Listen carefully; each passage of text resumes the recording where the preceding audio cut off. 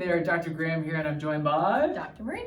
And welcome to Movement Practice Level 1. So there's two components to this. The first piece is going to be full body joint-to-joint motion, and the second is going to be the basic introductory patterns to starting to build up your core and stabilize that spine. Enjoy!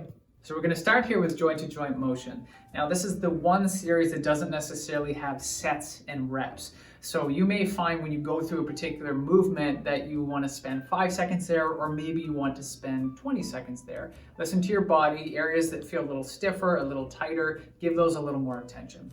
So we're going to start from the top and work our way down, and we'll start with cervical range of motion. Key here is that Marie is not letting her head shift forward. She's keeping a tall posture and trying to keep the head nice and neutral on a swivel. So she's not going up when she turns, not going down. And never push these to a point of discomfort. We're simply moving the body. And you can see she's switched here to tilts.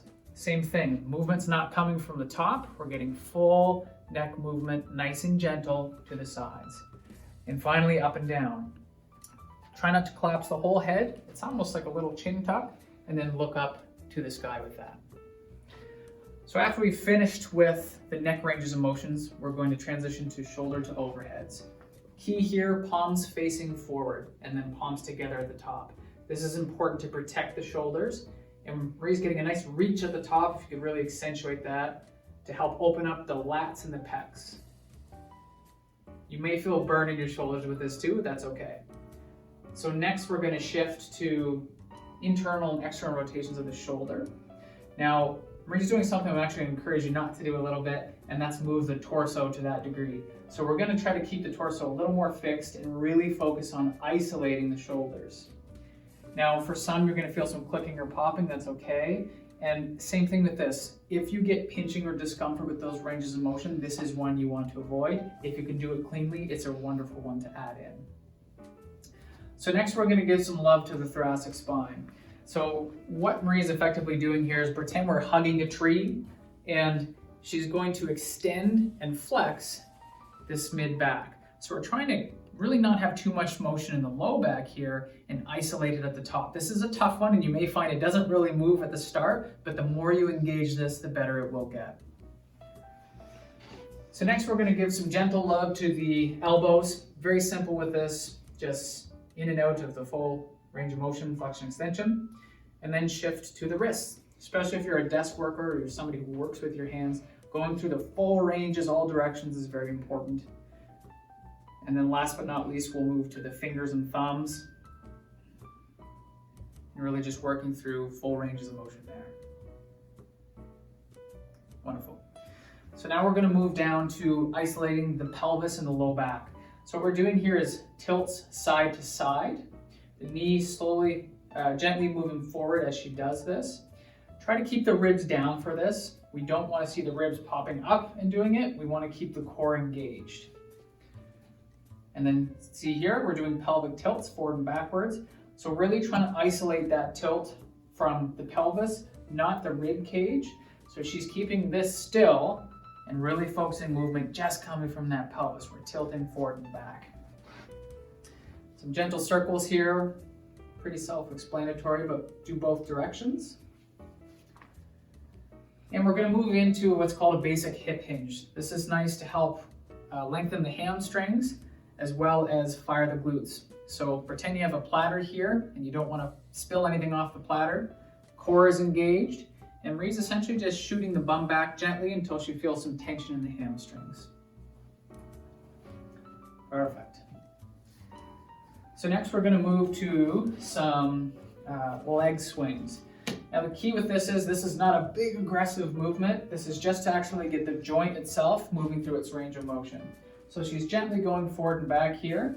You can use a wall, a chair, a stick, whatever. And of course do both sides.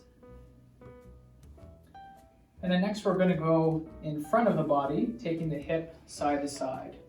Now for some that even would be an aggressive movement, so you may want to really slow it down and keep it gentle. Same thing, listen to your body as always. So next we'll transition to the knees.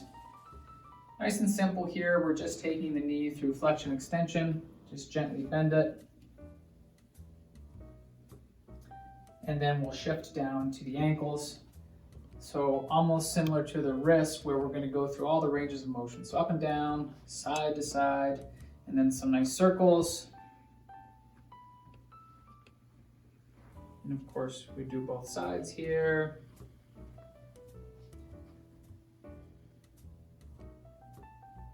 Perfect, we'll end with a couple circles. And last but not least here, we're going to give the feet some love. So we're simply going to be pressing down on the toes and then up on the toes. Excellent. So that is the joint-to-joint motion routine. Do this as many times a day as you'd like. It's a low impact, excellent way to start to move your body from top to bottom. All right, so we're going to move into the level 1 stability practice. Ideally, you would use one of these stability balls. I'll show you what you can do if you don't have it. But we're going to start with the basic dead bug progression. So we've got Marie on the ground here, and we're going to go about 90 degrees at the hip and 90 degrees at the knee, and arms straight up. Most important thing with this is that we're maintaining quality stability engagement of the core and the spine. So the cue we'll often use is if somebody was going to punch you in the gut, what do? Well, you kind of flex, contract, and keep those ribs down. So that's what she's going to be doing here, maintaining contact between that low back and the floor throughout the entire exercise. So ideally we use one of these, and essentially what's going to happen, the ball goes against the knees and the hands. And what Marie's going to be doing is gently compressing both the hands and the feet while maintaining that quality brace for the entire exercise. Now, what do you do if you don't have a ball? Well, you can really do the same thing. It's a tiny bit easier, but that's okay. We're going to maintain this position, and you're just going to maintain that contact with the floor for a sustained period of time, making sure that you're breathing through the belly while you continue holding that brace. So we're going to move into the basic side bridge progression. We're going to start with the ankles together, knees together, hips nice and square, so we're not seeing them rotate backwards or forward. And probably most important for this one is alignment of the elbow relative to the shoulder. You can see that the elbow is under the shoulder here. If it's too far out or too far inward, this can be quite uncomfortable for the shoulder, so please be aware of that. So essentially what's going to happen here is Marie is going to engage her core, and she's going to essentially create a nice straight line. So from top to bottom, things are really nice and straight, and you can see that the hip is not sagging downward and it's not hiked up, and the same thing, she's not rotated forward with the pelvis like so, or rotated backwards. So we're really just thinking about holding this nice straight position in alignment for that sustained period of time.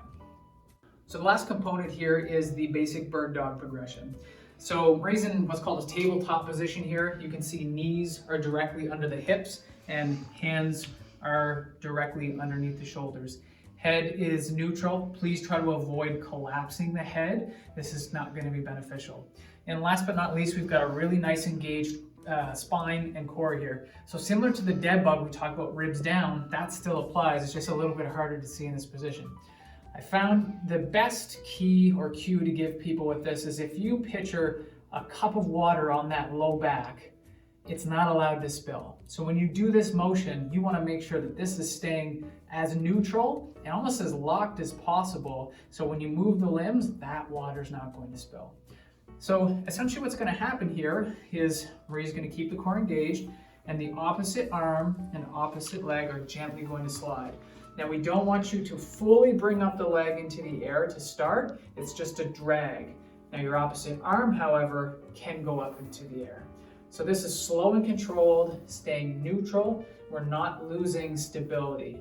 The most common thing here that we'll see is people hinge or do that. So you can almost see that right on the base of the low back here, it almost just pivots. We're not looking for that. So keep it nice and solid and gently progress through these reps.